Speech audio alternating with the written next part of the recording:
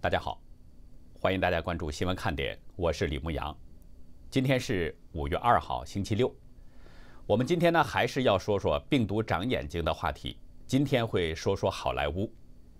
不过这2天发生的事情实在太多了，变化也太快，所以呢，我们还是先说几个最新的大事儿。第一个就是这个金正恩的消息。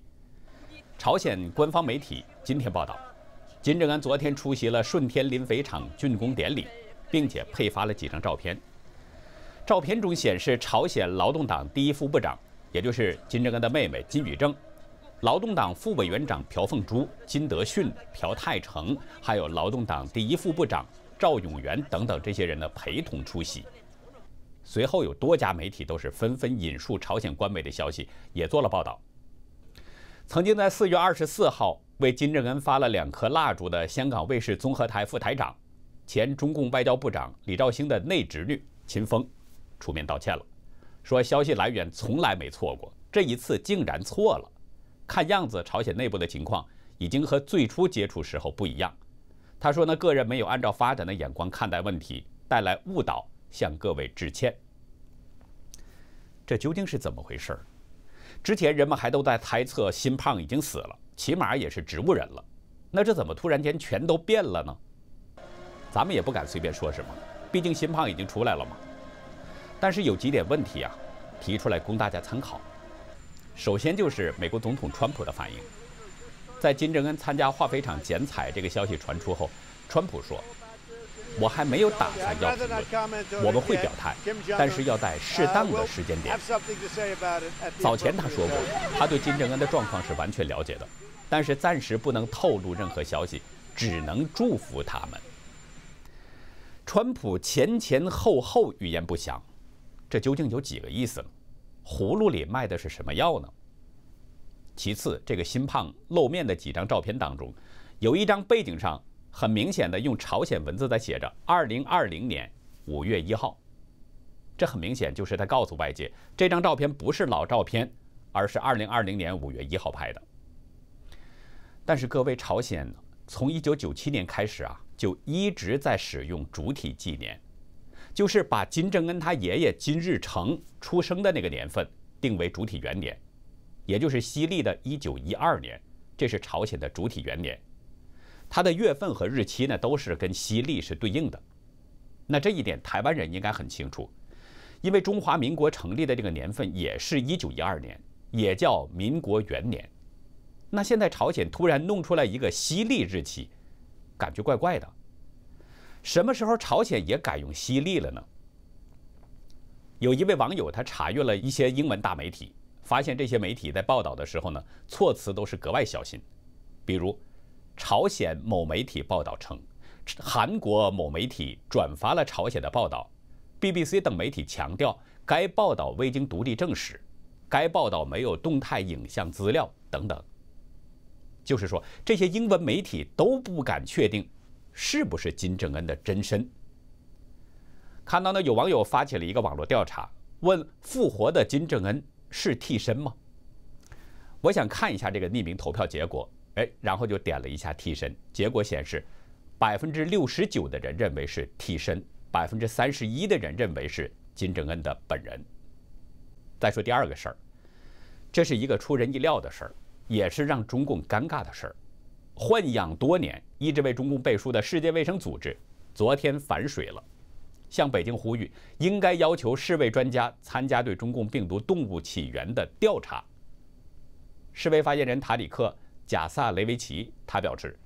世卫组织理解许多对中共病毒疫情在中国起源的正在进行或者计划进行的调查，都是为了更好地了解对危机的研究。他说呢，世卫组织愿意与国际伙伴合作，并应得到中共政府的邀请参加动物起源调查。世卫组织突然反水，这让许多人都深感意外，因为世卫一直都是为中共站台，说中共抗疫成功，抗疫的经验值得世界各国学习等等。那现在世界卫生组织突然转向，回手给了中共一击，这让中共是真的措手不及。我们呢会继续观察这个事态怎么样发展。接着再来说第三个事儿，一向对中共是敢怒不敢言的欧盟，也支持独立调查病毒来源了。前天，欧盟执委会主席冯德莱恩接受了美国的 CNBC 采访，他表示支持国际社会独立调查中共病毒起源。在采访中，冯德莱恩希望中方与欧盟和其他国家合作，深入调查病毒是怎么产生的，以建立能够真正发挥作用的早期预警系统，为下次疫情做好准备。他说，这对我们每个人、所有人都很重要。你永远不知道下一个病毒何时开始。我们知道这是欧盟第一次表态支持独立调查，这个震撼力也是相当大。就是说呢，一下子就增加了28个国家要求调查中共病毒来源。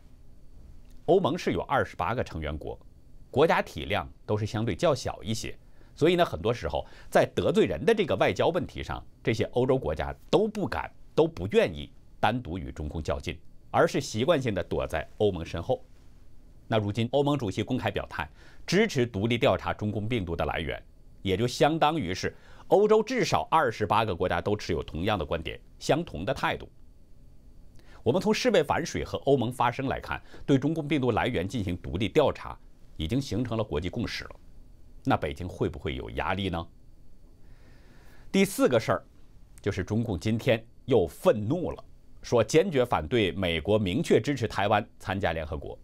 指称美国干涉中国内政，严重侵犯中共主权等等。中共愤怒的原因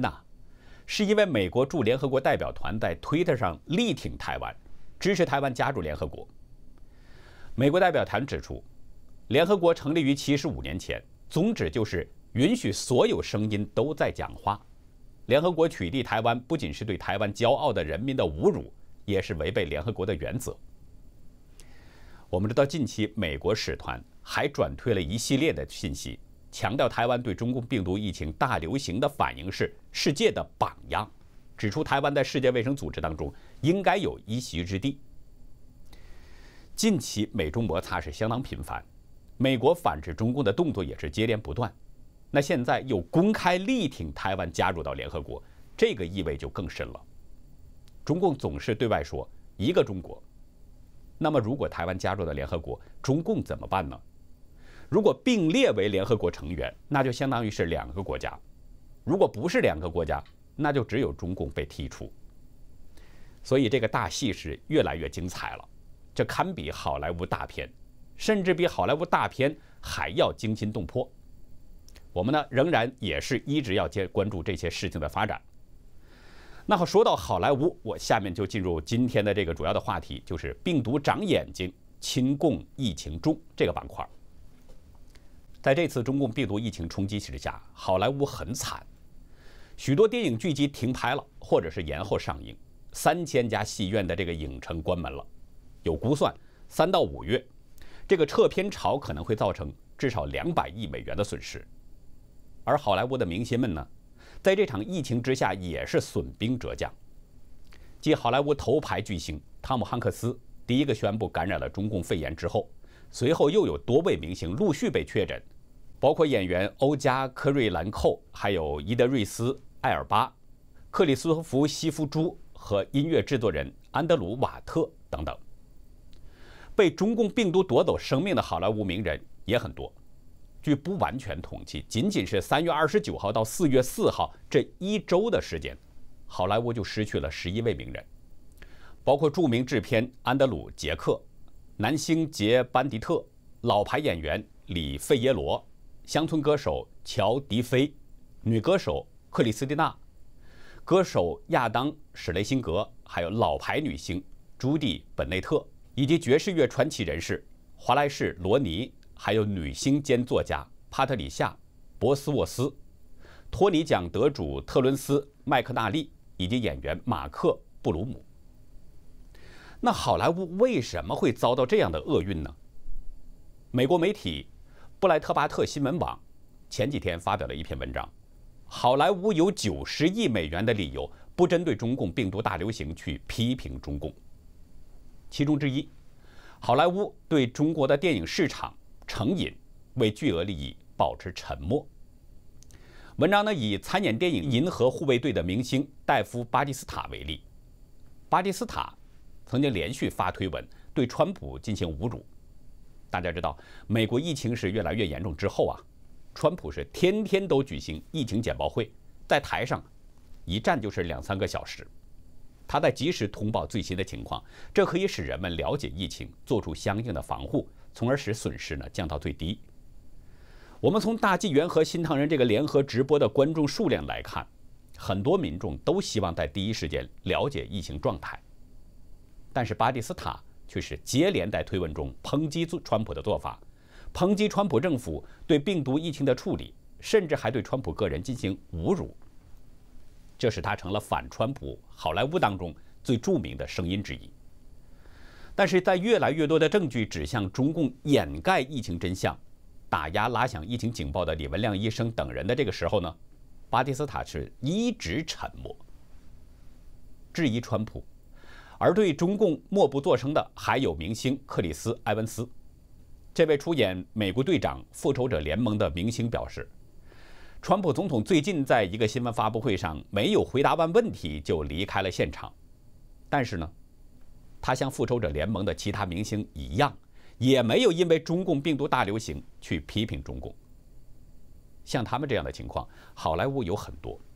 娱乐行业也有很多，都对中共保持着沉默。布莱特巴特新闻网指出，其中的原因就是好莱坞在中国有着90亿美元的利润。换句话说，为了钱，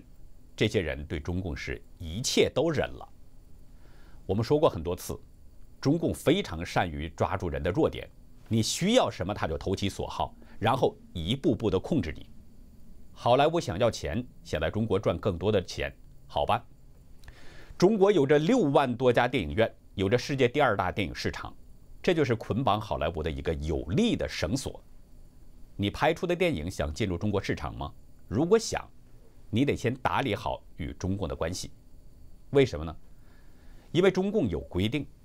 它在限制着每年进入中国大陆的外国电影数量，最多只能是34部。那这就人为的制造了一种局面，狼多肉少。为了进入中国市场，好莱坞慢慢的就接受着中共的要求，对自己是一点一点的在改变。近些年，好莱坞越来越倾向于上映价格更高的电影，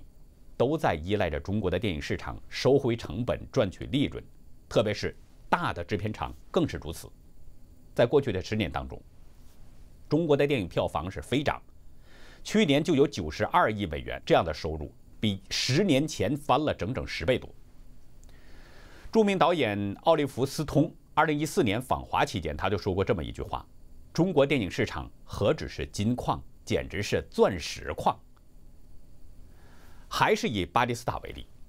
他通过迪士尼在中国收获那是非常的丰厚。他出演的最后2部电影《复仇者联盟》，全球总票房是48.5亿美元，而中国的票房收入是多少呢？占据了总收入的20%，超过北美以外的任何地区。甚至有的好莱坞大片在中国的收入比在本土还要高，比如环球影业的《速度与激情》系列，霍布斯和肖，这在中国的票房收入都比在北美要高出16%。普华永道去年在报告中指出，中国可能在今年，就是2020年，成为全球最大的电影市场。他们预估这个票房营收会从2018年的99亿美元，到2023年晋增到155亿美元。当然了，受这次疫情冲击，普华永道的这个预估可能会打一些折扣，但是从他们的预估来看，中国的市场已经成了好莱坞最重要的金源之一。2019年，美国《时代周刊》评出了当年的10家电影，那些电影当中至少有1半有中共的资本投入，其中包括腾讯影业、融创集团、上海路化影视、香港环亚电影公司，还有博纳影业等等。比如，投资近1亿8500万美元的《终结者：黑暗命运》，其中有10%的投资是腾讯影业；《决战中途岛》的70%投资来自中国的博纳影业，投资是8000万美元，这是这部影片的第1大金主。往前还可以说，2014年，中国的复兴影业通过好莱坞电影公司 Studio 8，先后对比利·林恩的这个中场战事、双子杀手2部电影投资。中国最大动漫集团奥飞娱乐旗下的奥飞影业向《荒野猎人》投入了6000万美元。中国的1905电影网向《变形金刚4》投资了5000万美元。阿里影业也连续投资了《碟中谍：神秘国度》、《星际迷航3》、《超越星辰》等一系列好莱坞大 IP 影片。有一个很值得令人深思的现实：假如我们去电影院的话，很可能会看到一部部分预算是来自中共的好莱坞电影。中国有句话：“人为财死，鸟为食亡。”布莱特巴特新闻网提出了这样一个观点：在中共病毒关闭全球经济之前，好莱坞对中国电影市场成瘾已经成了一个道德困境。那除了投资中国公司，对好莱坞电影娱乐公司还有深度合作，甚至是收购。比如大连万达，2012年呢，他就收购了美国最大的院线 AMC， 收购价是26亿美元。2016年又收购了美国的另一家电影院线卡麦克，当年还斥资31亿欧元收购了美国的传奇影业，并且和索尼影视建立了战略联盟关系。其中大家知道，这个传奇影业曾经制作了《侏罗纪世界》还有克里斯托弗·诺兰的《蝙蝠侠3部曲》，这些电影很多人应该都看过。大家知道，这个大连万达董事长王健林，这是典型的红顶商人，中共的党员，中共18大代表，也是全国政协常委。法广曾指出，王健林收购美国的文化产业，试图占领美国文化象征的好莱坞，显然不是出于商业考虑，而是为了中共向西方输出中共的价值观的大外宣。除了大连万达，中国企业还有很多对好莱坞公司的收购与合作，他们的目的都是一样，通过好莱坞影响西方社会。英国《独立报》指出，好莱坞电影导演常常会在电影当中加入奉承中共的内容。大家还记得，副总统彭斯在2018年10月4号曾经有一个对华政策演讲，被外界称为是新铁幕演说。他当时就提到了2部好莱坞的电影《僵尸世界大战》还有《赤色黎明》。这2部电影为了进入中国市场，他们不得不删除了其中的一些内容。《僵尸世界大战》删掉了剧本里提到的一种病毒，因为这种病毒是源自中国。而《赤色黎明》呢，是在后期利用数字特技，把反派都变成了朝鲜人。彭斯当时说，北京经常性的要求好莱坞严格的正面描绘中共，那些没有这样做的制片厂和制片人受到惩罚。北京的审查人员对哪怕对中国只有小小批评的电影，都迅速加以剪辑或取缔。那我们从这里就可以看到，中共在渗透了好莱坞之后，控制是多么的厉害。民主党众议员布拉德·舍尔曼，他表达了自己的担心，好莱坞拍电影要看中共的脸色。他说，好莱坞再也不会拍有关西藏的电影了。现在是不管电影讲的是火星还是其他什么地方，都要有亲中共政府的人物才能得到好莱坞的青睐。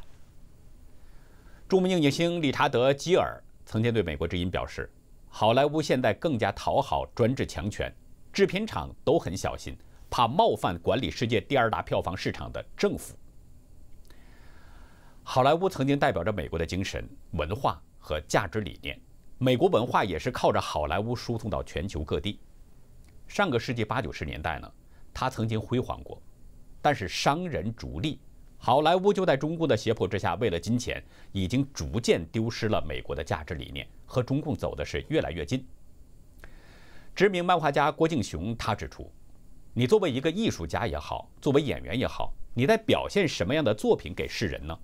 你要留下什么样的东西去沉淀出它的价值呢？这不仅仅是为了票房，那什么也剩不下。他说，这个疫情面前，大家都可以重新的去思考人生。那好，以上就是今天的节目完整内容，感谢您的收看，再会。